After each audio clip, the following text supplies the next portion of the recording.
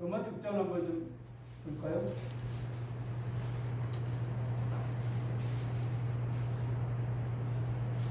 로마서 6장 2절 3절을 보게 되었으면 죄에 대해 죽은 우리가 어찌 그 가운데도 살리요.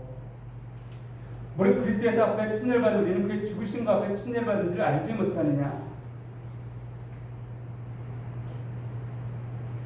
이 6장 쭉 보게 되어지면 우리가 그리스도와 함께 죽어서 장사질만 되었다라고 반복적으로 언급하고 있습니다.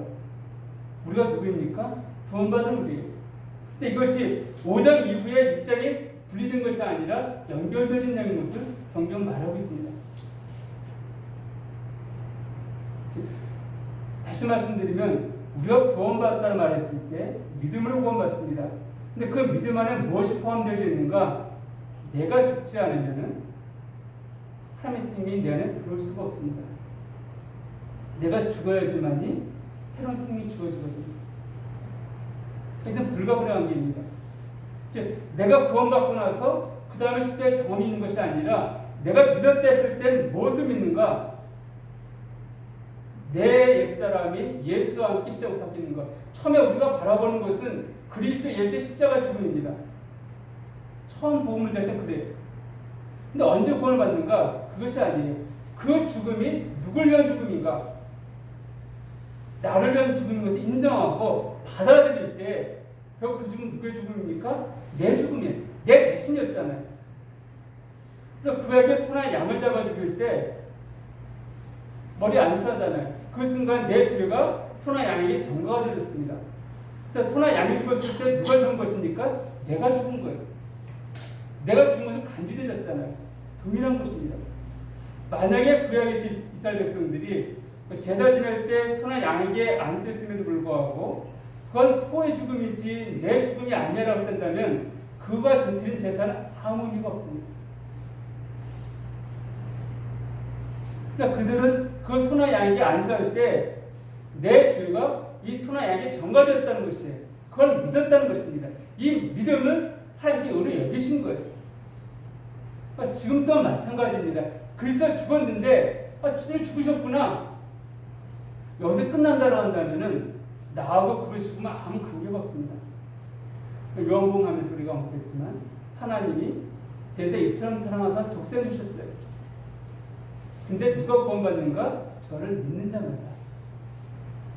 세상을 사랑하셔서 독생자를 보내주셨지만은 세상이 다 구원받는 게 아니라 오직 그 사실을 믿는 자들만 구원받는다라고 말했듯이 글쎄 그 죽음을 바라보면서 주님께 죽으셨구나. 근데 누굴 위한 죽음인가? 나를 위한 죽음이었네. 결국 내가 죽었구나. 이것을 인정할 때 구원이 내게 주어진 것이에요. 왜? 내가 죽게 되어지면 죽으면 난 무엇인가? 새로운 생명이 주어지겠죠. 이제 갈라디아 후반부에 있는 그 부분. 그래서 우리가 이 죽음을 말할 때 마치 이 구원에 대해서 믿음을 구원받지만 이 갈라디아 2장 20절은 또 다른 것으로 말하는 분들이 없지 않아 있는데 그렇지 않습니다. 성경은요. 이 갈라디아 2장 20절은 내가 믿을 때 내게 이루어진 사건이에요. 다만 내가 그것을 인지하지 못할 뿐입니다. 어떤 사람들은 내게 이루어졌음에도 불구하고 그 인식하지 못한 사람들도 있습니다. 저희도 마찬가지였습니다. 그러나 그것이 성경을 알게 되어지고 주변에 교제하다 보면은 이것을 알게 되는 것이죠. 그래서 그것을 깊이 있게 천천히 알아가신 분들이 있고 이 진리에 대해서 어떤 분들은 분명하게 어떤 경험을 확 깨달으신 분들도 있는데 이런 차이는 있습니다. 그래 내가 어떤 경험을 하든지 간에 분명한 진리는 내가 믿는다고 했을 때 여기서 말 갈라디아 2장 이 죽음 그러니까 내 믿음은 이끌어내는 것이에요. 무엇을 믿는가? 내가 그 사람이 죽었고 함께 살아난 것을 바로 믿은 거예요. 이것입니다. 이 진리를 내가 분명히 알든 모르든지 간에 하나님께서 이것을 우리 가운데 말씀하셨고 말씀하셨기 때문에 내 삶 가운데 성취되신 거예요. 믿는 모든 자의 삶 가운데 성취되어진 약속의 말씀입니다. 두 번째는 이 갈라디아 2장 20절의 이 경험, 내가 죽었습니다. 이 부분들은 일생에 한 번만 오는 경험이 아니에요. 제가 방금 말씀드렸듯이 이것은 우리가 믿을 때 내가 그것을 체험하지 못한다 할지라도, 이해하지 못한다 할지라도 이루어질 사건을 말씀드렸는데, 이 죽음을 어떤 분들은 워낙 강렬한 체험이 있기 때문에 일생에 한 번 정도로, 그렇게 직접 말씀하지는 않지만 교제하다 보면은 계속 그것으로 들어가시는 거예요. 그때 내가 이렇게 되어졌는데 그 후의 삶에 대해서 언급이 없습니다. 무슨 말인가 하면 내가 죽었다라는 것은 한 번 죽는 게 아니에요.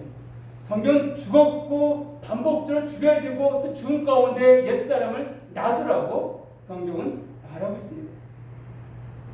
자, 고린도후서 4장 11절을 좀 보게 되었으면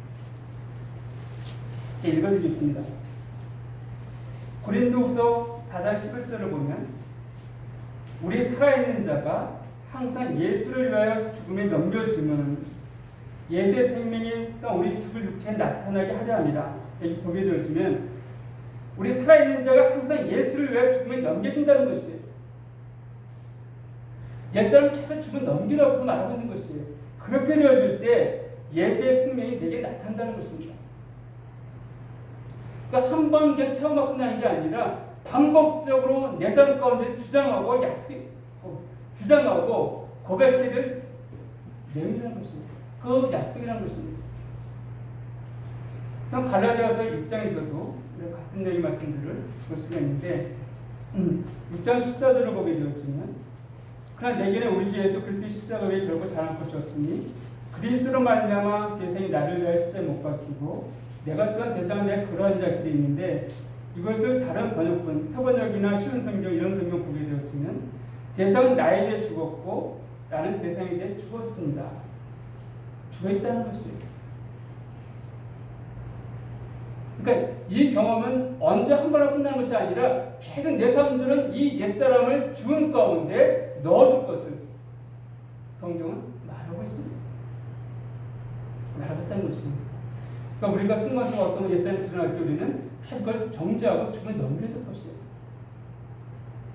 그것이 아니라 우리가 옛날에 했던 경험들, 옛날에는 이런 경험이 있었는데 하고 멈춰진다면 그의 지금 삶은 옛사람이 여전히 살아서 그걸 지배하고 있는 삶의 모습일지도 모릅니다. 세 번째는요, 이 죽었다는 것은 전 인격적인 죽음입니다. 이건 당연한 것 같죠. 왜냐하면 죽은 사람은 완전히 끝났잖아요. 많은 사람이 이 말에 대해서는 동의합니다. 당연하지 이렇게 말합니다. 그런데 실제 삶을 보게 되어지면 저 인격적인 죽음이 아니라 어떤 부분에 대해서만 그가 죽어있고 죽음을 강조하는 것을 보게 되어집니다. 그러니까 예를 들어 한번 봅시다. 어떤 사람이 욕을 잘하고 화를 잘 든 사람이 있었어요. 근데 구원받고 나서는 내가 죽었는데 이제 이 더러운 말을 내가 해서는 안 되겠다. 욕을 하지 않습니다. 근데 여전히 화를 내고 있어요. 그 자기를 변했다는 것이에요. 그러면서 나는 욕을 하지 않습니다. 난 죽었기 때문에 절대 욕하지 않습니다. 여전히 화를 내고 있거든요. 그러니까 죽은 사람은요, 욕만이 아니라 화도 멈춰줍니다. 죽은 사람은 어떤 욕망이나 어떤 생각도 없다라는 것이에요. 그렇죠. 죽은 사람한테 무슨 슬픈 얘기하면 울고 있고 기쁜 얘기하면 못 그럽니까? 없어요. 감정도 없습니다. 생각도 없어요. 그런데 분명히 그 말이 이쪽 교제할 땐 맞습니다라고 말하면서도 막상 그의 삶을 들여다보면 이런 부분이에요. 어떤 부분에 대해서는 자기가 죽어있음을 저도 인정합니다. 또 자기 죽어있다는 거 이것 때문에 다른 사람들도 쉽게 정죄하는 거예요. 근데 그의 삶을 보게 되어지면 그가 고백했던 부분들은 그의 삶 가운데 작은 부분이에요. 더 많은 부분에 있어서 옛사람이 드러나고 있고 변하지 않은 모습을 보게 되어지는데 자신은 그걸 이해하지 못합니다.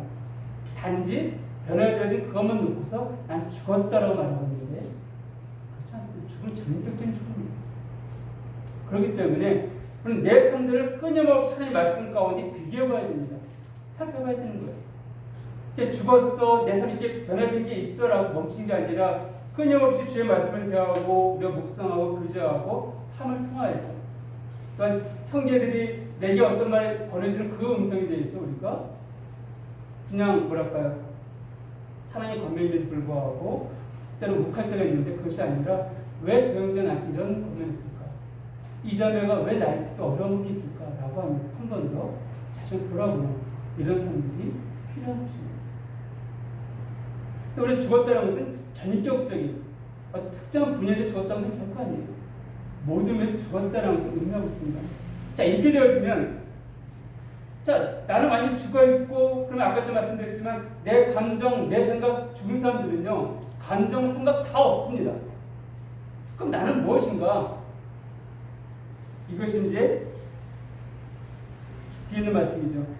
그러니까 이제 내가 일제 가운데 사는 것은 나를 사랑하사 나를 자기 자신을 보신 하나님의 아들을 믿는 믿음만 산다. 하나님의 아들을 믿는 믿음.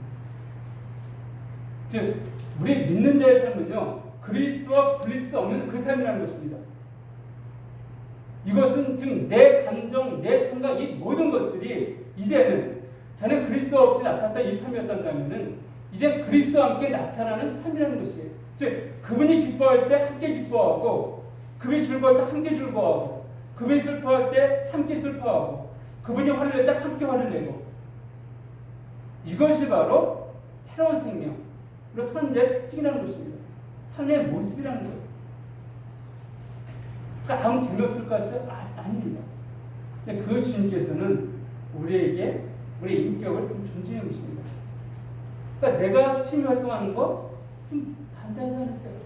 단지 우리 어떤 취미 활동을 할 때 주님과 함께 할 수 있는 그 일인가, 이걸 생각하고 행하시면 됩니다. 전에는 주님 없이 내 삶들만 그랬다 한다면은, 이제 난 낚시 좋아하는 사람이 있어요. 우리 선생님도 등산 좋아하셨지만, 뭐 산에 갈 때 전에 주님 없이 갔다 한다면은 주님과 함께 우리가 산에 가서 구할 수 있잖아요. 그래서 저는 뭐 가끔 산에 높은 데 올라가면 별로 안 좋아하지만, 그러나 낮은 산에 올라갔다 오더라도 좀 많은 걸 구할 수 있거든요, 주님과. 이렇게 전에 주님 없이 있던 그 사람들이 이제는 주님과 함께 그 산 가게 되어지고 의지하게 되어지고. 그래서 전에도 말씀드렸지만 언젠가 예전에 아주 젊었을 때 읽었던 책이 한 권 있었는데, 예수라면 어떻게 할 것인가. 그 부분입니다. 나는 죽었습니다. 난 다시 믿음을 살아가고 있습니다. 그 믿음을 산다는 것은 무엇인가? 그리스도와 연합된 삶입니다. 즉 그분과 함께 교제하는 삶이에요. 근데 우리는 항상 내가 아니라 우리가 사랑하는 사람을 같이 있으면요, 내 뜻을 관철시키려고 하기보다는 사랑하는 사람의 뜻을 먼저 물어보고 그 사람 기뻐하는 행하려고 애쓰는 것이 우리의 모습 아닌가요? 지금도 마찬가지입니다. 우리가 그리스도를 사랑한다면은, 사랑하고 있다라고 한다면은 내가 내 마음대로 행하는 것이 아니다. 내가 사랑하는 자가 어떤 것을 원하시는지를 함께 물어보고 부지하고 함께 그 일을 이기는 거예요. 함께 누리는 것입니다. 이것이 바로 그리스도와 함께 죽고 그걸 믿는 믿음을 사는 자의 삶의 모습인 것입니다. 여러분들이 이 삶들 뭐 풍성히 누리기 원합니다. 그래서 율법에 대해서는 자연자가 되어 있습니다. 그러나 그리스도와 사람 매입는 자. 우리가 그렇게 봤을 때 이 세상을 내 시각이 아니라 그리스도의 시각으로 바라보게 되십니다. 내 생각이 아니라 주님의 생각 이상 바라보게 되십니다. 그렇게 됐을 때 내가 세웠던 계획, 나를 높이고 인정받으려 했던 그 모든 계획들은 다 허물어지고 무엇이 들어갑니까? 아브라함 그것처럼 믿음으로 말미암아 주님 영원롭게 하는 그 계획들을 생각하고 바라보고 향하게 되십니다. 이것이 믿음의 삶입니다. 이제 갈라디아 2장 20절 통하여서 우리가 살기 원하는 삶의 모습입니다. 그러시겠습니다.